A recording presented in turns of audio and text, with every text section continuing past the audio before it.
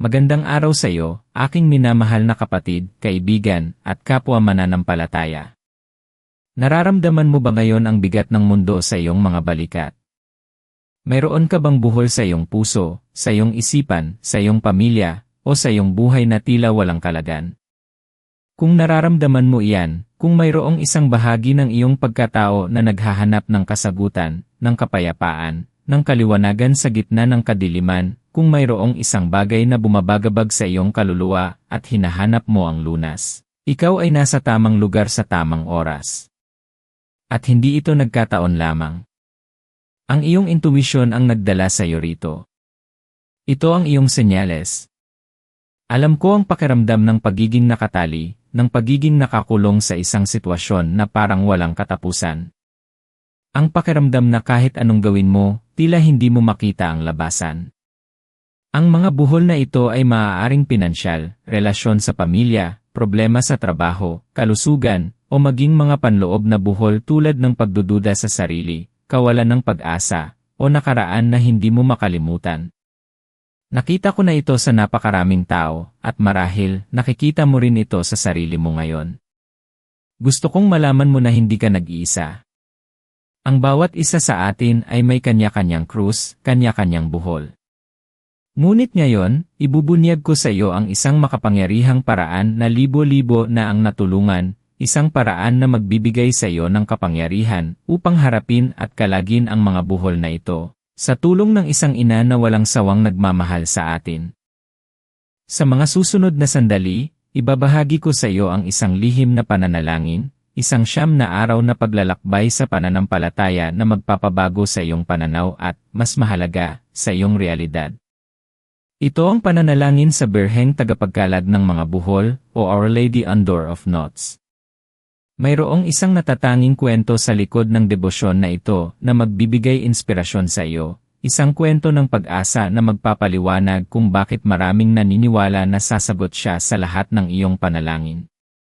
Magbabahagi ako ng mga kwento ng pagbabago na magpapatunay na walang buhol na hindi kayang kalagin ng kanyang mapagpalang kamay.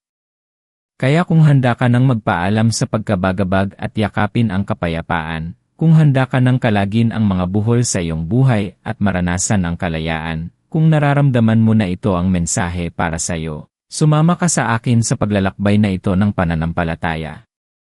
Manatili ka hanggang sa huli, dahil sa bandang dulo, mayroong isang espesyal na panalangin na aking babanggitin, isang kolektibong panalangin na magbubuklod sa ating lahat at magpapalakas sa ating intensyon. Huwag mong palagpasin iyon. Nagsimula ang lahat sa isang lumang, maruming pinta ng mahal na birhen na halos makalimutan na sa isang simbahan sa Augsburg, Germany. Ang pinta ay nagpapakita sa kanya na kalmado, na tinitingnan ang isang anghel na nag-aabot ng isang laso na puno ng gusot at buhol, habang ang isa pang anghel naman ay tumatanggap ng isang tuwid at malinis na laso mula sa kanya. Simbolo ito ng kanyang misyon bilang isang ina na kayang ayusin ang lahat ng gusot sa ating buhay. Isang kwento ang nagpaliwanag kung paano nagsimula ang debosyon na ito. Ito ay kwento ng isang mag-asawa na may matinding problema sa kanilang kasal, isang kwento ni Wolfgang at Sophia. Si Sophia ay nagdusa sa loob ng 30 taon sa isang kasal na puno ng hindi pagkakaunawaan at mga paghihirap. Sa wakas, nagpasya si Wolfgang, ang asawa, na humingi ng tulong sa isang Heswita na pari, si Jacob Brem, upang ipanalangin ang kanilang relasyon. Ito ay noong Setyembre 28, 1615. Sa isang seremonya, kinuha ni Rem ang laso na ginamit ni Wolfgang at Sophia sa kanilang kasal, na sumisimbolo sa kanilang pagbubuklod at sa lahat ng mga gusot na kanilang nararanasan. Habang siya ay nagdarasal, kinalagan niya ang mga buhol sa laso, at sa isang mahiwagang paraan, ang laso ay nagliwanag at naging napakaputi, isang senyales ng pagkabuo ng kanilang kasal at ang pagkalag ng mga problema. At mula noon, ang kanilang kasal ay muling naging payapa. Ang kwentong ito ang simula ng debosyon sa Birheng Tagapagkalag ng mga buhol, na kalaunan ay naging malawak na kilala sa buong mundo, lalo na nang ibahagi ito ni Pope Francis, noong siya pa ay si Cardinal George Mario Bergoglio sa Argentina. Ang pinta, na ginawa ni Johann Georg Schmidtner noong 1700, ay naging sentro ng debosyon na ito. Isipin mo ang lasong iyon ngayon, ang laso ng iyong buhay. Sa bawat gusot, sa bawat buhol, nandoon ang iyong pag-aalala, ang iyong takot, ang iyong sakit. Nandoon ang iyong problema sa trabaho, ang matinding pagsubok sa pamilya, ang kawalan ng pag-asa sa pinansyal, ang karamdaman na humahawak sa iyong katawan. Naroon ang mga buhol ng kasalanan na pumipigil sa iyo na lumapit sa Diyos, ang mga buhol ng pagdududa na pumipigil sa iyo na maniwala sa iyong sarili, ang mga buhol ng kapaitan na pumipigil sa iyo na magpatawad. Ngayon, gusto kong isipin mo ang mahal na birhen na nakatingin sa iyo, na may buong pagmamahal, na handang kunin ang lasong iyon ng iyong buhay at kalagan ang bawat buhol, isa-isa. Ang susi rito ay ang pagtitiwala at ang siyam na araw na pananalangin. Bakit siyam na araw?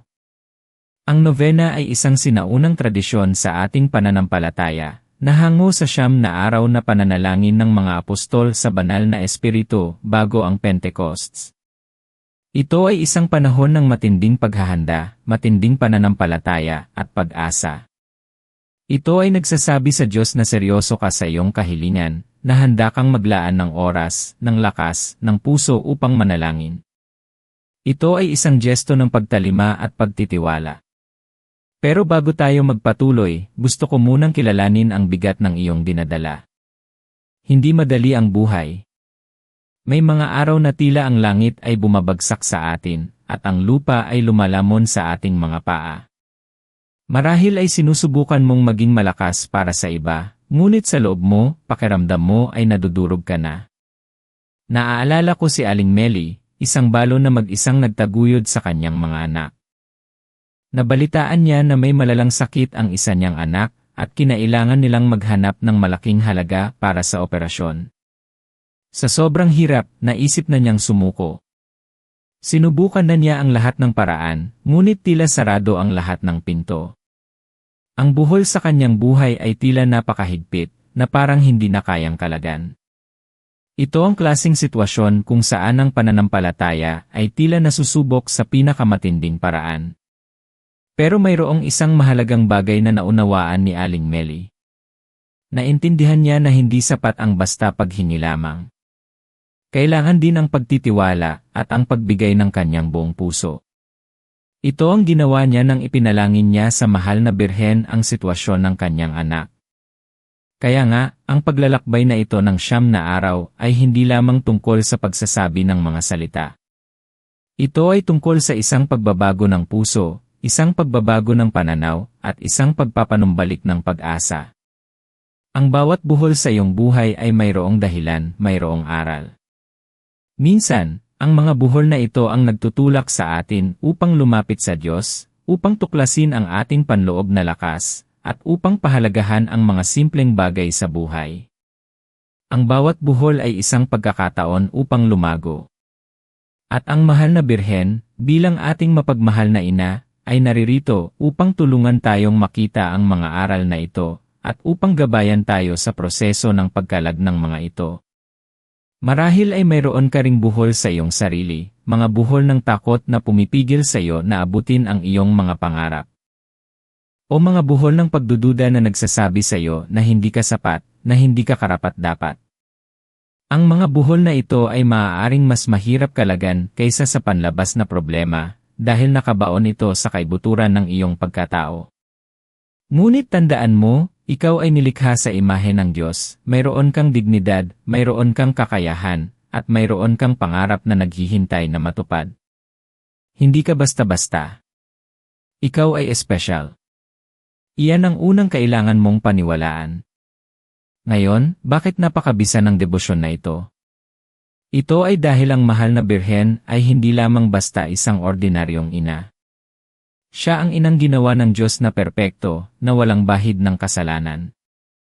Sa kanya, walang buhol ng kasalanan ang kailanman bumigkis. Kaya nga, siya ang perpektong intercessor, ang perpektong tagapagkalag ng mga buhol. Siya ay mayroong espesyal na pagkakaugnay sa Diyos, at bilang ating ina, ang kanyang pagmamahal sa atin ay walang hanggan. Kung ang isang ordinaryong ina ay handang gawin ang lahat para sa kanyang anak, gaano pa kaya ang isang inang tulad ng mahal na birhen? Isipin mo ang kanyang pagmamahal na pumupuno sa iyong puso ngayon. Nararamdaman mo ba yon? Nararamdaman mo ba ang kanyang haplos ng pag-asa? Dito natin makikita ang kakaibang bisa ng pananalangin ito. Hindi lamang ito isang ordinaryong dasal. Ito ay isang aktibong pakikipag-ugnayan sa mahal na birhen, isang pagtitiwala sa kanyang kapangyarihan bilang tagapamagitan. Sa pamamagitan ng 9 na araw na pananalangin, inilalagay mo ang iyong mga buhol, ang iyong mga pasanin, ang iyong mga takot sa kanyang mga kamay. At hindi niya kailanman binibigo ang mga umaasa sa kanya. Maaari mong tanungin, paano ko sisimulan ang 9 na araw na pananalangin na ito? Hindi ito komplikado. Ang mahalaga ay ang iyong puso at ang iyong intensyon. Bago ka magsimula, humanap ng isang tahimik na lugar kung saan ka makapag-iisa at makapagtuon sa iyong panalangin. Maaari kang maglagay ng imahe ng mahal na birhen, isang kandila, o kahit isang simpleng krus upang makatulong sa iyong pagtuon. Ito ay ang iyong personal na sagradong espasyo. Sa unang araw, sisimulan mo ang iyong pananalangin ng may puso. Hindi lang ito basta pagbigkas ng salita, kundi isang pagbubuhos ng iyong damdamin sa harap ng mahal na birhen. Simulan mo sa paghiling ng tawad sa Diyos para sa iyong mga kasalanan. Mahalaga ang paglilinis ng ating sarili bago tayo humingi ng tulong. Pagkatapos, ihahayag mo ang iyong mga buhol, ang iyong mga problema, ang iyong mga pinakamalalim na alalahanin. Hindi mo kailangang magpanggap. Ipahayag mo ang lahat ng nasa iyong puso. Hilingin mo sa mahal na birhen na kalagan ang mga buhol na ito. Ang pananalangin ay binubuo ng rosaryo o rosaryo. Hindi ba't ang rosaryo ay isa sa pinakamakapangyarihang panalangin sa mahal na birhen? Sa bawat Hail Mary, iniisip mo ang iyong intensyon, ang buhol na gusto mong kalagan. Sa bawat dekada ng rosaryo, magbanggit ka ng isang buhol sa iyong buhay, o isang bahagi ng iyong pangunahing buhol. Halimbawa, kung ang iyong buhol ay pinansyal, sa unang dekada, ipanalangin mo ang pagkakautang. Sa ikalawang dekada, ipanalangin mo ang paghahanap ng trabaho. Sa ikatlong dekada, ipanalangin mo ang karunungan sa paghawak ng pera. Ganyan ang pagiging spesyal ng pananalangin ito, nagiging detalyado ang iyong mga hiling. Mayroong isa pang mahalagang bahagi ng panalangin, ang specific na panalangin para sa birheng tagapagkalag ng mga buhol sa bawat araw ng novena. Ito ay matatagpuan sa maraming prayer books o online. Ang bawat araw ay may kani-kanyang tema at pagmumuni-muni na makakatulong sa iyo na palalimin ang iyong pananampalataya at pag-unawa sa iyong mga buhol. Huwag mong kalimutan ang bahaging ito dahil ito ang nagbibigay ng istruktura at direksyon sa iyong 9 na araw na paglalakbay. Sa bawat araw na lumilipas, mararamdaman mo ang pagbabago sa iyong sarili. Hindi lamang ang sitwasyon ang babaguhin ng mahal na birhen, kundi pati na rin ang iyong puso. Mararamdaman mo ang kapayapaan na unti-unting pumupuno sa iyong kaluluwa. Ang pag-asa ay babalik. Ang liwanag ay magsisimulang sumikat.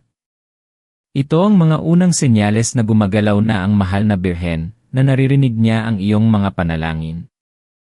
Sabihin mo nga sa akin sa mga komento kung saan ka nanonood at kung ang mensaheng ito ay umaabot sa iyong puso.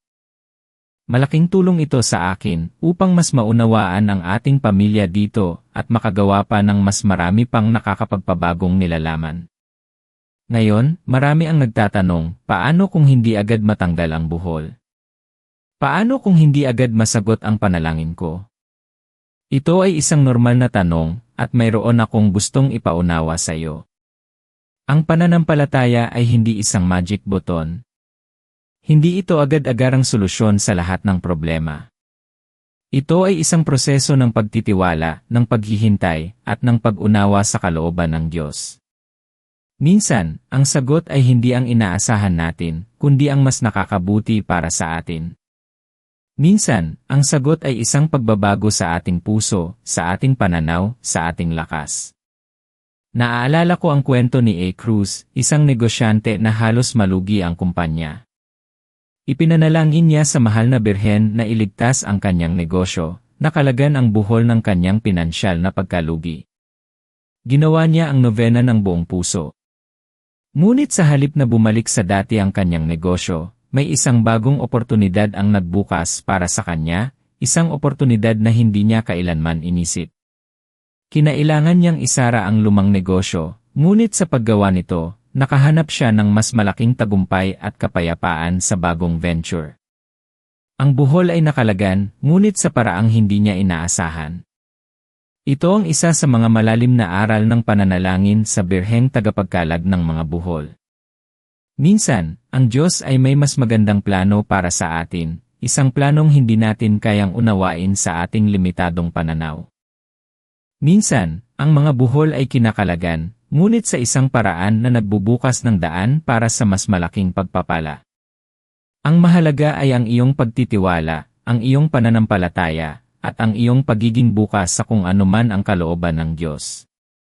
Huwag kang mag-alala kung minsan ay nakakaramdam ka ng pagdududa. Normal lang iyan. Tayo ay tao lamang. Ngunit sa bawat pagdududa, bumalik ka sa panalangin. Bumalik ka sa mahal na birhen.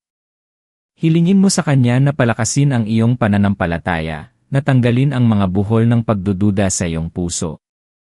Sapagkat ang pinakamalaking buhol na maaaring bumigkis sa atin ay ang buhol ng pagdududa sa kapangyarihan ng Diyos at sa pagmamahal ng ating mahal na ina. Isang matamis na paalala, ang mahal na birhen ay naririto upang tulungan tayo na maging mas malapit sa kanyang anak, si Jesus. Hindi siya ang pinupuri kundi si Jesus. Siya ang ating pinakamabisang tulay patungo sa Kanya. Siya ang inang ginawa ng Diyos na perpekto, walang bahid ng kasalanan, upang maging daluyan ng Kanyang grasya. Kaya kapag nananalangin tayo sa mahal na birhen, hindi natin siya sinasamba, kundi hinihinan natin siya ng tulong, bilang isang ina, upang ipakiusap sa Kanyang anak ang ating mga pangangailangan. Ito ay isang napakagandang kaloob ng Diyos sa atin. Ngayon, pag-usapan natin ang mga specific na uri ng buhol na maaaring kalagan. Unang-una, ang mga buhol sa relasyon. Ilang beses na ba tayong nakaranas ng pagkakawatak-watak sa pamilya, sa magkaibigan, o sa magkarelasyon? Hindi pagkakaunawaan, galit, kapaitan, pagtataksil. Ang mga buhol na ito ay maaaring napakahirap kalagan, lalo na kung matagal na itong namuo. Pero sa pananalangin sa mahal na birhen, maaari kang humingi ng grasya ng pagpapatawad, ng pag-unawa, at ng pagmamahal. Maraming testimonya ng mga pamilyang nabuo muli, ng mga magkaibigang nagkaayos, at ng mga mag-asawang nagkabalikan matapos ipanalangin ang kanilang relasyon sa mahal na birhen. Ang susi rito ay ang pagpapakumbaba at ang pagiging handa na magpatawad. Kung ang puso mo ay bukas sa pagpapatawad, ang mahal na birhen ang gagawa ng paraan. Pangalawa, ang mga buhol sa pinansyal. Maraming tao ang nakakaranas ng matinding pagsubok sa pinansyal na aspeto ng kanilang buhay. Pagkakautang, kawalan ng trabaho, kakulangan sa pang-araw-araw na pangangailangan. Ang mga buhol na ito ay nagdudulot ng matinding pag-aalala at pagkabagabag. Pero tandaan mo, ang Diyos ay hindi kailanman nagpapabaya sa kanyang mga anak. Siya ang ating pinakamakapangyarihang tagapagbigay. Sa pananalangin sa mahal na birhen, maaari kang humingi ng karunungan upang makagawa ng tamang desisyon sa iyong pananalapi, ng oportunidad para sa trabaho, at ng probisyon para sa iyong mga pangangailangan. Maaaring hindi ka agad yumaman, pero ang mahal na birhen ay magbibigay ng sapat para sa iyo, at higit pa sa iyong mga pangangailangan. Hindi ba't sinabi sa Mateo 6:33 na unahin ang kaharian ng Diyos, at ang kanyang katuwiran, at ang lahat ng ito ay idaragdag sa iyo? Ito ay isang pangako. Pangatlo, ang mga buhol sa kalusugan. Walang mas masakit pa sa pakiramdam na ikaw o ang iyong mahal sa buhay ay may sakit. Ang buhol ng karamdaman ay maaaring magdulot ng matinding pisikal at emosyonal na sakit. Ngunit sa pananalangin sa mahal na birhen, maaari kang humingi ng kagalingan, ng lakas, at ng kapayapaan sa gitna ng iyong pagsubok. Maraming kwento ng mga himalang kagalingan ang nangyari sa mga taong taimtim na nanalangin sa mahal na birhen. Ang mahalaga ay ang iyong pananampalataya at ang iyong pagtitiwala na kayang-kaya ng Diyos na gumawa ng himala.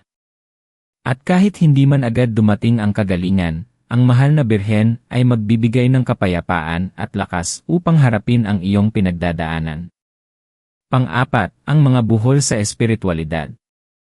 Kung minsan, ang pinakamahirap kalagan ay ang mga buhol sa ating kaluluwa. Ang pagdududa sa Diyos, ang pagkawala ng pananampalataya, ang pakiramdam na malayo ka sa Kanya. Ang mga buhol na ito ay maaaring nagmula sa nakaraan na hindi mo pa napatawad, sa mga kasalanan na hindi mo pa ikinukumpisal, o sa mga tanong na hindi mo masagot. Sa pananalangin sa mahal na birhen, maaari kang humingi ng kaliwanagan, ng gabay, at ng pagpapanumbalik ng iyong pananampalataya. Siya ang bituin ng umaga, ang gabay sa dilim.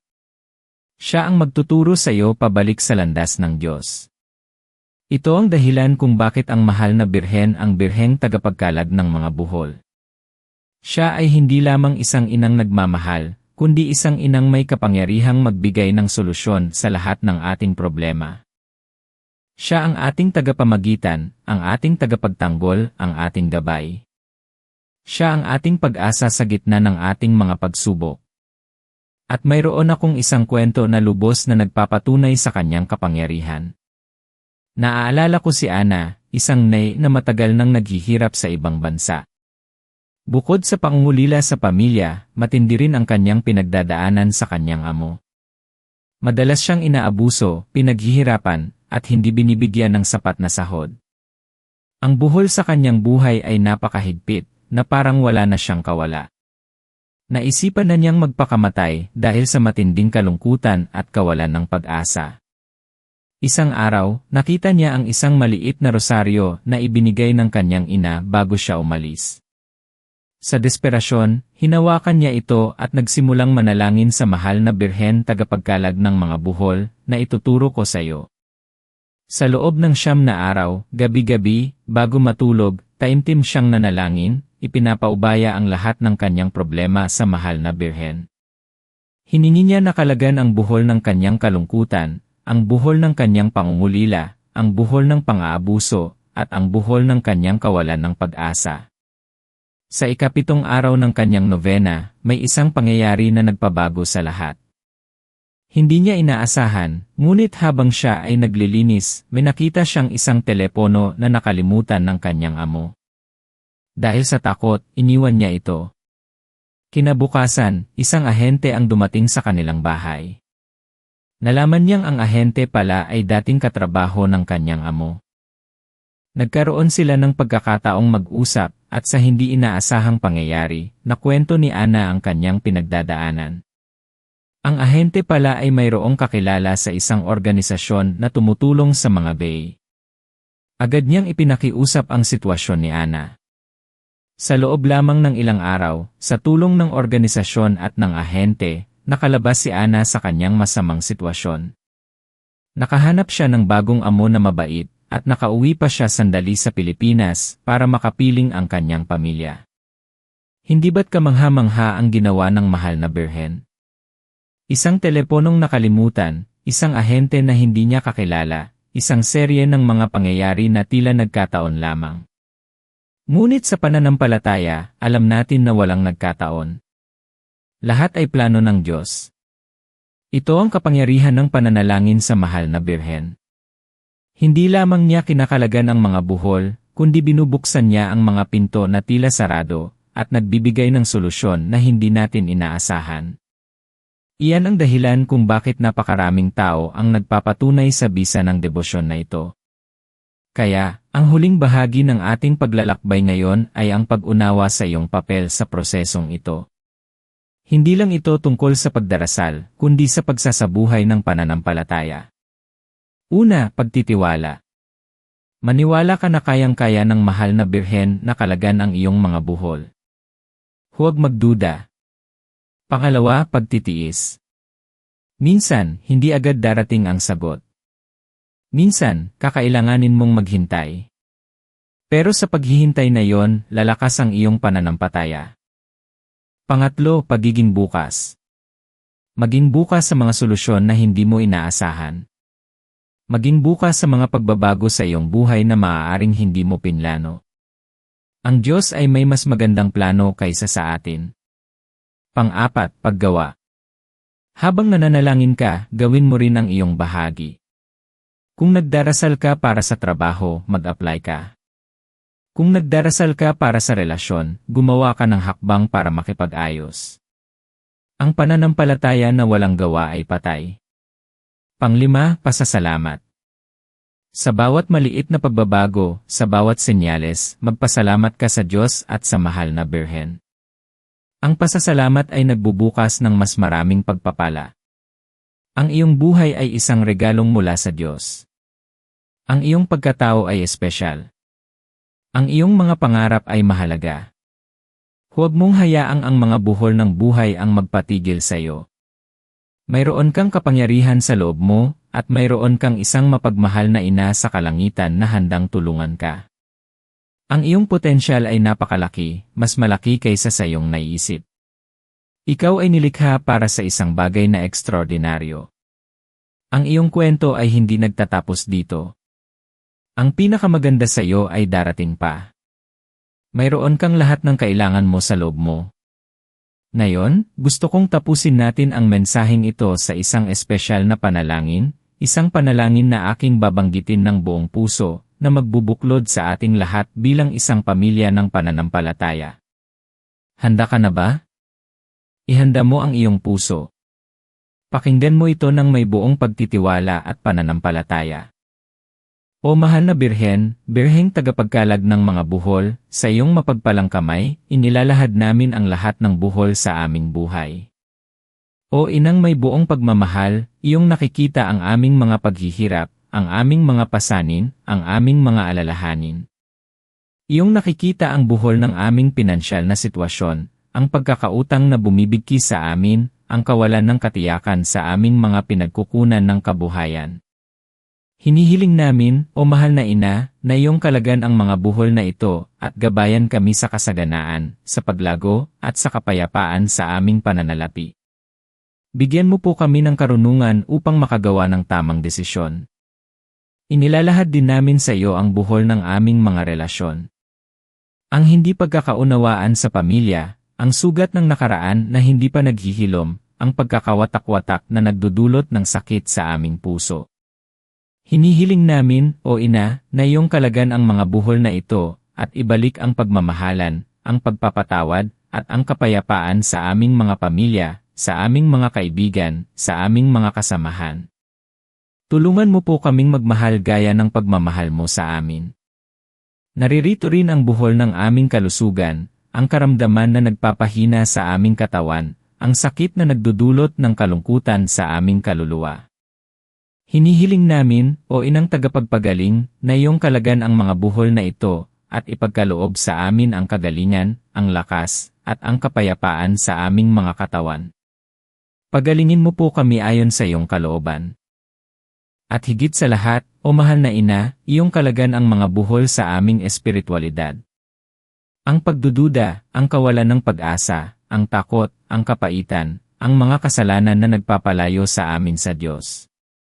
Hinihiling namin, o Birheng bituin ng umaga, na iyong kalagan ang mga buhol na ito, at ibalik ang aming pananampalataya, ang aming pag-asa, at ang aming pagmamahal sa Diyos. Gabayan mo po kami pabalik sa kanyang mapagpalang yakap. Naniniwala kami, o mahal na Birhen, na walang buhol na hindi iyong kayang kalagan. Naniniwala kami sa iyong walang sawang pagmamahal at sa iyong kapangyarihan bilang aming inang tagapamagitan. Sa bawat araw na kami ay nananalangin sa iyo, nararamdaman namin ang iyong presensya, ang iyong haplos, at ang iyong gabay. Salamat po, o mahal na Birhen, sa lahat ng biyayang iyong ipinagkaloob at ipagkakaloob pa sa amin. Naway patuloy mo po kaming ingatan, patnubayan, at punuin ng iyong grasya. Sa iyo kami lumalapit ng may buong pagtitiwala, umaasa sa iyong pag-akay sa amin patungo sa Diyos Ama. Sa pangalan ng Ama, ng Anak, at ng Espiritu Santo. Amen.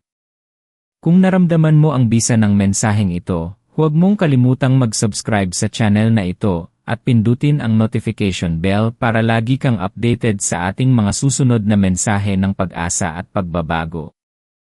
Ang bawat subscribe mo ay nakakatulong upang mas maraming tao pa ang maabot ng mensahe ng pananampalataya at pagbabago. At kung handa ka nang magpatuloy sa iyong spiritual na paglalakbay, narito ang isa pang video na siguradong makakatulong sa iyo. Ibahagi mo rin ang iyong kwento sa mga komento. Gusto naming marinig ang iyong paglalakbay at ang mga buhol na iyong ipinanalangin. Sama-sama tayo sa paglalakbay na ito ng pananampalataya. Tandaan, hindi ka nag-iisa. Ang Diyos ay laging nasa iyo, at ang mahal na Birhen ay laging nakikinig. Hanggang sa muli at pagpalain ka nawa ng Diyos.